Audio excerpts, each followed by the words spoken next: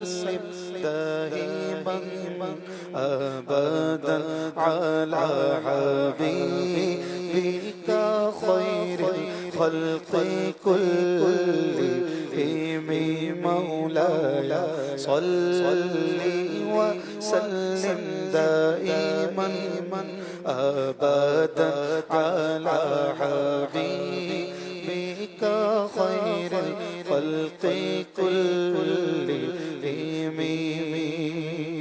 هو الحبيب الذي ترجى شفاعته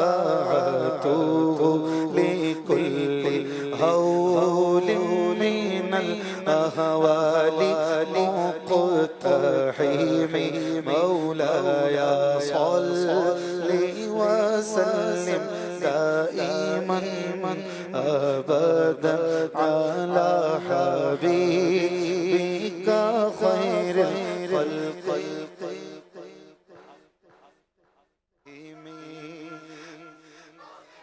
يا ربي بالمصطفى بلغ مقاصدنا يا ربي بالمصطفى بلغ مقاصدنا واغفر لنا ما مضى يا واسع الكرم مولاي صل وسلم دائما أبدا على حبيبك خير الخلق كلهم صلو علی الحبیب صلی اللہ تعالی علی محمد. پھر امام اعظم امام ابو حنیفہ علیہ رحمہ کی بارگاہ میں حاضری دینی ہے. کتنے بڑے امام کے پاس حاضری ہوگی ہماری.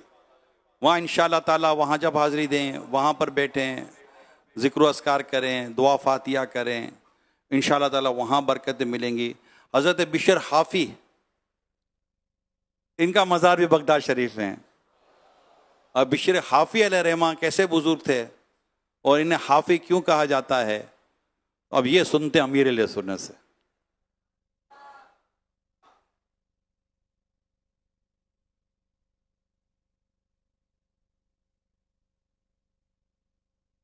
یہ اپنے فیضان سنت میں لکھا ہوا ہے واقعہ ان کا.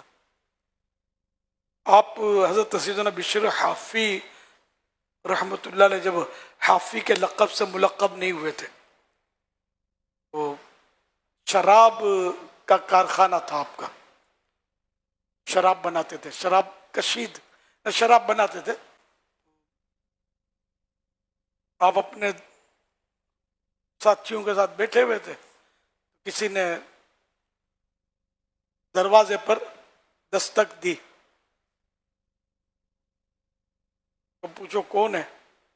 تو بولا میں اللہ پاک کا پیغام بشر کے لیے لایا ہوں. تو حضرت بشر نے جب یہ سنا کہ اللہ کا پیغام اور میرے لیے تو یہ ننگے پاؤں دوڑ پڑے کہ میرے رب کا پیغام کوئی لایا ہوا ہے. تو یہ ننگے پاؤں دوڑ پڑے اور اس کو بڑا مان اور عزت دی اور اس سے مطلب پیغام سنا. انہوں نے بتایا کہ آپ نے چونکہ راہ چلتے ہوئے ایک کاغذ کا پرزہ دیکھا تھا جس میں بسم اللہ الرحمن الرحیم لکھی تھی تو آپ نے اس کو ادب سے اٹھایا تھا کہ یہ میرے رب کا نام. اور یہاں زمین پر راستے میں اٹھایا اس کو آپ نے عطر خریدا معطر کیا خوشبودار کیا اور ادب کی جگہ اس کو رکھا. اس پر اللہ پاک آپ سے راضی ہو گیا اور اس نے مجھے یہ پیغام دے کر بھیجا کہ بشر نے میرے نام کو احترام دیا ادب کیا تو میں بھی اس کا نام چمکاؤں گا یا اس طرح کا کچھ پیغام تھا. وہ حضرت بشر حافی رحمۃ اللہ علیہ یہ سنا تو بس آپ کے اندر جو تھا ہلچل مچ گئی اور دل کی کایا پلٹ گئی کہ میں کب تک اپنے رب کی نافرمانی کروں گا.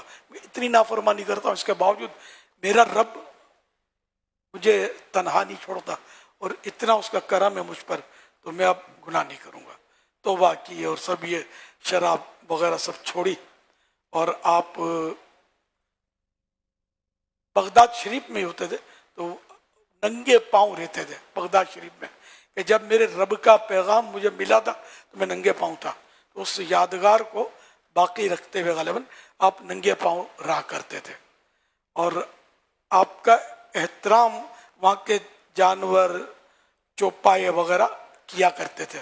وہ اس طرح کے بغداد شریف کی گلی میں کوئی گائے بکری یا کوئی بھی جانور وہ گندگی نہیں کرتا تھا، پیشاب وغیرہ نہیں کرتا تھا. ایک بار ایک بزرگ نے دیکھا کہ کسی چوپائے نے کچھ کر دیا، وہ چونکے کہ بشر حفی ان گلیوں سے گزرتے ہیں ننگے پاؤں، تو جانور تو احترام کرتے ہیں کہ گندگی نہیں کرنی، کہ پاؤں آلود ہوں گے اس اللہ کے ولی کے. تو آج یہ کیا ہوا ہے، ہو نہ ہو بشر حفی دنیا سے چلے گئے. تو انہوں نے پھر معلومات کی تو واقعی اسی دن بشر حفی رحمۃ اللہ علیہ کا اسی وقت وفات ہو گئی تھی. جب جا کر یہ وہ چوپائے نے، تو یہ مطلب اتنے پائے کے ولی اللہ تھے، یہاں تک کہ جب آپ کا انتقال ہو گیا اور آپ کا مزار شریف بن گیا، پھر کسی نے خواب میں دیکھا کہ آپ کے ساتھ کیا معاملہ ہوا. فرمایا کہ اللہ پاک نے فرمایا کہ جس نے تمہارے جنازے میں شرکت کی میں نے اس کو بخش دیا، سب کو بخش دیا. میں نے عرض کیا یا اللہ کچھ اور، ظاہر جنازے میں تو سب شریک ہو نہیں سکتے، کچھ اور کرم ہو جائے. تو اللہ پاک نے ارشاد فرمایا کہ جو تجھ سے محبت کرتا ہے میں اس کو بھی بخشوں گا. تو اس میں الحمدللہ ہم جیسے ولیوں کو ماننے والے غلاموں کا بھی کام ہو گیا انشاءاللہ. کوئی وقت کی تحدید تو ہے نہیں کہ بھئی اتنے وقت تک محبت کرنے والوں کی بخشش ہوگی، مطلقاً ہے، جو محبت کرے اس کی بھی بخشش. تو انشاءاللہ ہم کو سارے اولیاء سے پیار ہے، انشاءاللہ اپنا بیڑا پار ہے. بشر حافی سے ہمیں بھی پیار ہے، بشر حافی سے ہمیں بھی پیار ہے، انشاءاللہ اپنا بیڑا پار ہے انشاءاللہ. حافی سے ہمیں تو پیار ہے، پیار ہے. بشر حافی سے ہمیں تو پیار ہے، انشاءاللہ اپنا بیڑا پار ہے، انشاءاللہ اپنا بیڑا پار ہے، پار ہے، انشاءاللہ اپنا بیڑا پار ہے، انشاءاللہ اپنا بیڑا پار ہے. خاص و خواجہ داتا احمد رضا، خاص و خواجہ داتا احمد رضا سے بھی اور ہر ایک ولی سے پیار ہے، سے بھی اور ہر ایک ولی سے پیار ہے، پیار ہے، انشاءاللہ اپنا بیڑا پار ہے، انشاءاللہ اپنا بیڑا پار ہے. الحمدللہ. تو اس سے پتہ چلا کہ انہیں ان کی ولایت اور ان کی مقبولیت بارگاہ خداوند نے مجھے سبب بنا. کاغذ کا ایک پرزہ جس پر بسم اللہ لکھی ہوئی تھی، وہ زمین سے آپ نے اٹھا لیا اپنے رب کی محبت میں، اور اس کو پھر کیونکہ وہ ہو سکتا ہے کچھ نشانات پڑ گئے ہوں گے، تو عطر لے کر آپ نے اس کو معطر کیا، خوشبودار کیا، اللہ کے نام کا ادب کیا اور ادب کی جگہ پر رکھا. اتنا بڑا مقام ملا. تو ہماری تو ماشاءاللہ دعوت اسلامی کی باقاعدہ مجلس ہے تحفظ اوراق مقدسہ. نام تھوڑا مشکل ہے لیکن بہت سو کو پتہ ہے، زبان پہ ہے بھی. تو یعنی کہ اس طرح کے اوراق، اس طرح کی ضعیف کتابیں، ضعیف بولتے ہیں جو مطلب استعمال کے لیے نہیں ہو سکتی استعمال، وہ پرانی ہو جاتی ہیں یا بہرحال، تو وہ ان کو جمع کرتے ہیں اور ان کو ادب ان کا کیا جاتا ہے، ٹھنڈا کیا جاتا ہے ان کو، یا تدفین عمل میں لائی جاتی ہے، اس دفن کرتے ہیں۔